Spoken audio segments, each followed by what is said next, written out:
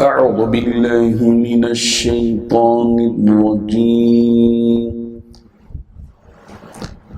بسم الله الرحمن الرحيم وإن امرأة خافت من بعلها نشوزا أو إعراضا فلا جناح عليهما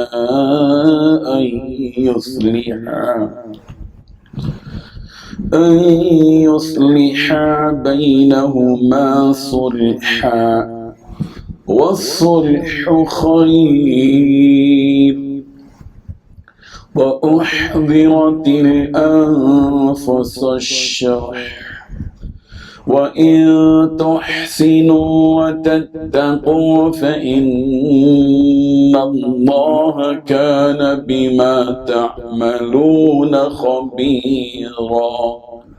صدق الله العظيم.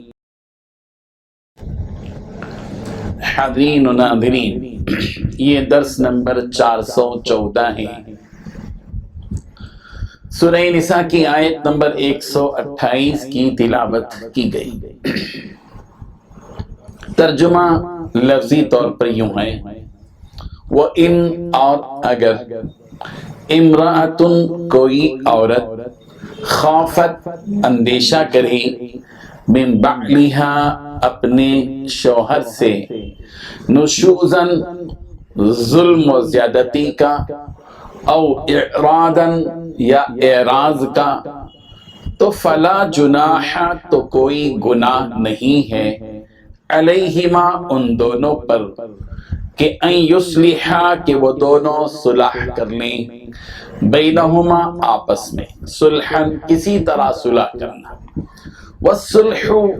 اور صلح خیر بہت بہتر ہے وَأُحْضِرَتْ اور حاضر کیے گئے ہیں الانفس نفس الشح بخل کو وَإِنْ اور اگر تحسنوا تم نیکی کرو وَتَتَّقُوا اور تقوی اختیار کرو فَإِنَّ اللَّهَ پس بے شک اللہ كَانَ بِمَا تَعْمَلُونَ جو کچھ کہ تم کرتے ہو خبیراً خبردار ہے۔ ترجمہ اس آیت کا یوں ہے، اور اگر کسی عورت کو اپنے خاوند کی طرف سے زیادتی یا بے رخی کا اندیشہ ہو تو میاں بیوی پر کچھ گناہ نہیں کہ آپس میں کسی قرارداد پر صلح کر لیں، اور صلح خوب چیز ہے۔ اب طبیعتیں تو خود غرضی کی طرف مائل ہوتی ہی ہیں، اور اگر تم نیکوکاری اور پرہیزگاری اختیار کرو گے تو اللہ تعالیٰ تمہارے سب کاموں سے واقف ہے۔ بزرگان محترم، اس آیت میں اللہ تبارک و تعالیٰ نے 4 باتیں بتلائی ہیں۔ پہلی بات یہ کہ اگر کسی عورت کو اپنے شوہر کی طرف سے زیادتی یا بیزاری کا اندیشہ ہو تو ان میاں بیوی کے لیے اس میں کوئی مضائقہ نہیں کہ وہ آپس میں اتفاق سے کسی قسم پر کسی صورت پر صلح کریں۔ دوسری بات اللہ تعالیٰ نے بتائی کہ اور صلح کر لینا ہی بہتر ہے، اور تیسری بات یہ بتائی کہ انسانوں کے دلوں میں کچھ نہ کچھ لالچ کا مادہ تو رکھ ہی دیا گیا ہے، اور چوتھی بات یہ بتائی کہ اور اگر احسان اور تقوی سے کام لو تو جو کچھ تم کرو گے اللہ تعالیٰ اس سے پوری طرح باخبر ہے۔ ظاہر ہے کہ میاں بیوی کے درمیان جو زندگی ہوتی ہے، جو زندگی گزرتی ہے، اس کو ازدواجی زندگی کہا جاتا ہے۔ ازدواجی زندگی ذمہ دارانہ زندگی ہوتی ہے، حساس زندگی ہوتی ہے، اور یہ کوئی وقتی چیز نہیں ہوتی بلکہ یہ ایک زندگی کی دوستی ہوتی ہے، پوری زندگی کے لیے تاحیات ان دونوں کو ایک ساتھ رہنا ہوتا ہے۔ ایسا نہیں ہوتا کہ ہم 2 سال کے لیے رہیں گے اس لیے نکاح کر لیا، یا 10 سال تک کے لیے نکاح کر لیا، بلکہ نکاح ایک ایسی عبادت ہے اور ایک ایسا عہد و پیمان ہے، ایسا ایگریمنٹ ہے جس میں دونوں کے دونوں اس نیت کے ساتھ نکاح کرتے ہیں کہ ہم دونوں کے دونوں پوری زندگی اسی طرح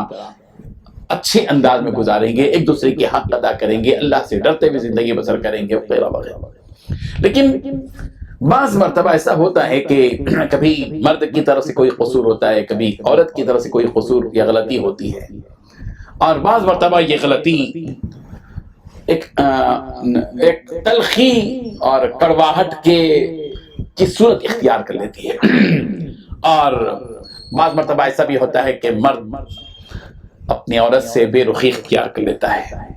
یا بدمزاجی کے ساتھ اپنے شوہر سے، اپنی بیوی سے پیش آتا ہے۔ ایسی صورت میں کیا کیا جا سکتا ہے؟ کیا عورت